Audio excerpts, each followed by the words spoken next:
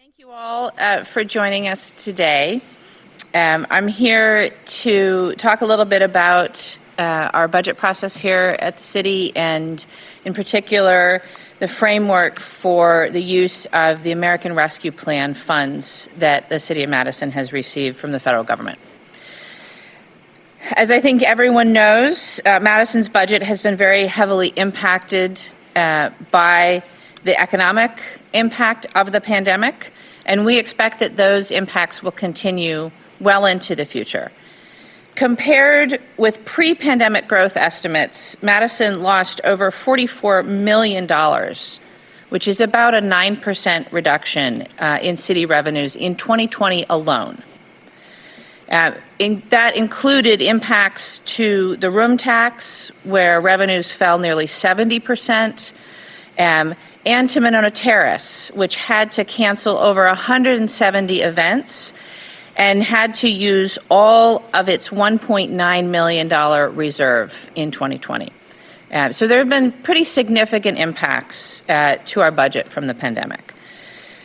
In addition, we balanced our 2021 adopted budget by using $8 million from our rainy day fund, which is an unprecedented amount for the City of Madison and not something that is sustainable over the long term.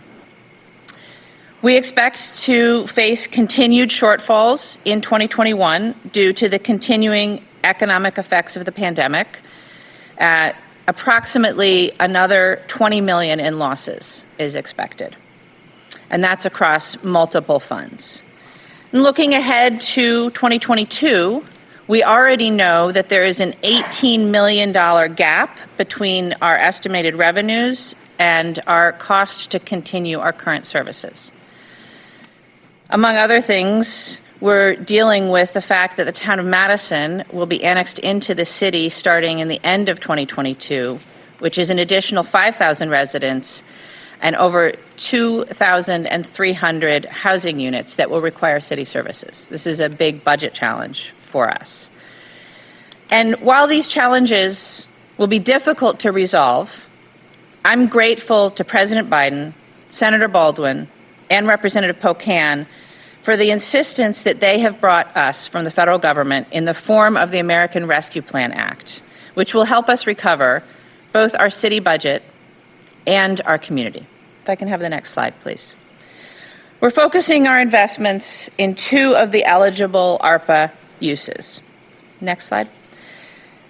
We will be introducing legislation, and through the 2022 budget, we will appropriate about $24 million in rescue plan funds to maintain our government services and stabilize the general fund, Monona Terrace, and the room tax funded programs in 2021 and 2022.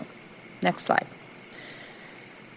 I've introduced a resolution that will be at our Finance Committee on Monday that invests almost $22 million in American Rescue Plan funds in our community. This allocation is built on conversations that I had with each member of the City Council and with staff, many of whom are here with me today.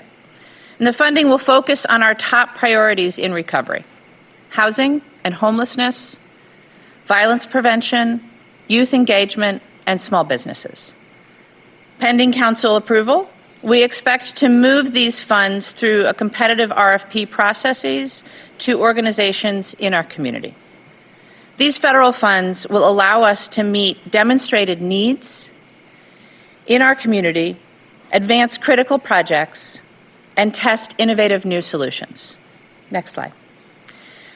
I'm going to take us briefly through a review of the proposed allocation. I won't be talking about all of these projects, but I'm happy to answer questions, and staff are here as well to answer questions. In the first section, violence prevention and youth engagement, we will be funding the implementation of Public Health's Violence Reduction and Prevention Plan. This is a plan that took a tremendous amount of work over the past year, and we have already committed funds to hire additional staff to help with this implementation. And now these projects, we will be advancing several projects from that plan through this allocation. We'll also be funding programs to assist young people in finding employment and having productive activities available to them over the summer and fall of this year and next year. Next slide. The next section is homelessness. Here you'll see that we are continuing to invest in a purpose-built men's shelter, which is a high priority project for me and for the city. I'm hopeful that we will find a site soon, and these funds will help us both with site acquisition and the capital needs to create a shelter. We also have multiple other projects that will address homelessness. Next slide.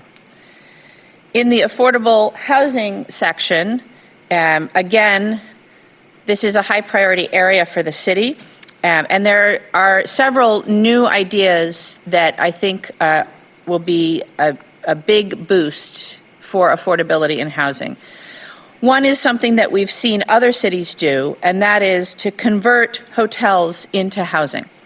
That's a project that we've long wanted to move forward, but these funds will make it possible for us to get started.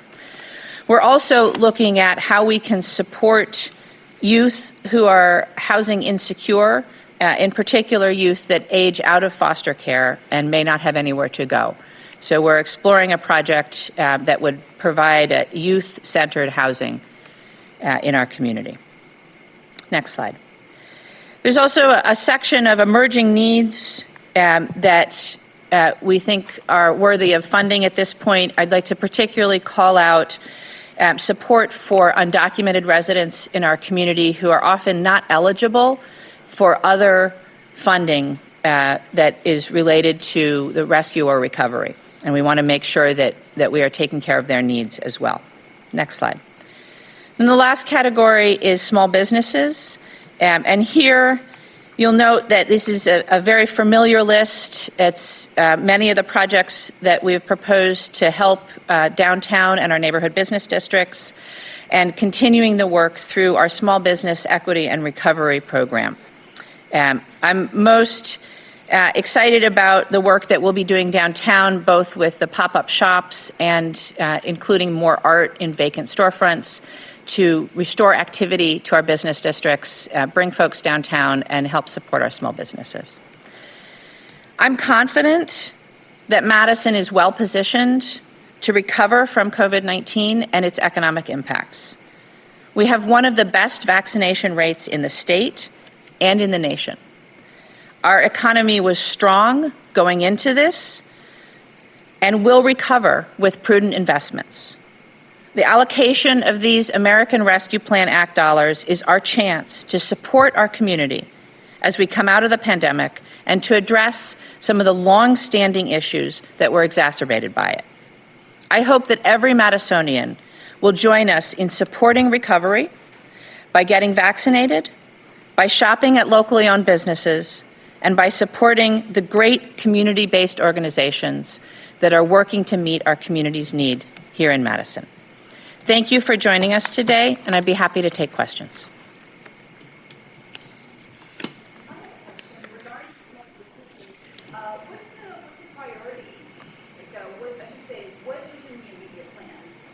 Sure. So there's a number of things that we are already doing that will be supplemented by this funding. And in a moment, I'll ask our Economic Development Director to talk more about the details. But in short, we're proposing a grant program that will help retail businesses in building out or improving their spaces. We're giving some bridge funding to the public market. We're supporting our neighborhood business districts in activating their areas to bring folks down and support businesses by encouraging customers to visit. We'll be launching an art program for vacant storefronts. And then the larger program here that all of this is under is the Small Business Equity and Recovery Program. And I'm going to ask Matt Mikolajewski to give a few more details on that. Thank you, Mayor. So as the Mayor indicated, we're going to be continuing work through the Small Business Equity and Recovery Program. And this is a program that the Mayor and the Common Council put forward last year in direct response to a lot of the negative impact that our small business community was seeing, especially those entrepreneurs of color and other entrepreneurs from historically underrepresented groups. And we focused a lot of our work in 2020 on really response and helping those businesses with the direct negative impacts that they were facing because of the COVID pandemic. As we move now through 2021 and into the future next year, we're starting to look at recovery and what we can do to begin helping those businesses rebuild from their kind of pre-COVID levels, and also helping some of our small business districts that have been also impacted given the impact on those businesses. So as the mayor indicated, we're going to start looking at programs such as a retail ready program to help businesses get ready to locate and open in a retail space, a retail building improvement grant program to assist businesses with making physical improvements to retail spaces, as well as working on with our business districts on helping to have additional promotional activities and events to get people to return to many of our great small businesses throughout the community. Other questions? All right. If not, we're all here for a minute more. If you want to ask specific questions to me or to any of the folks standing behind me, we do have folks from obviously economic development, but also community development, public health, and folks that can speak to some of the larger projects if you're interested. Thank you for joining us.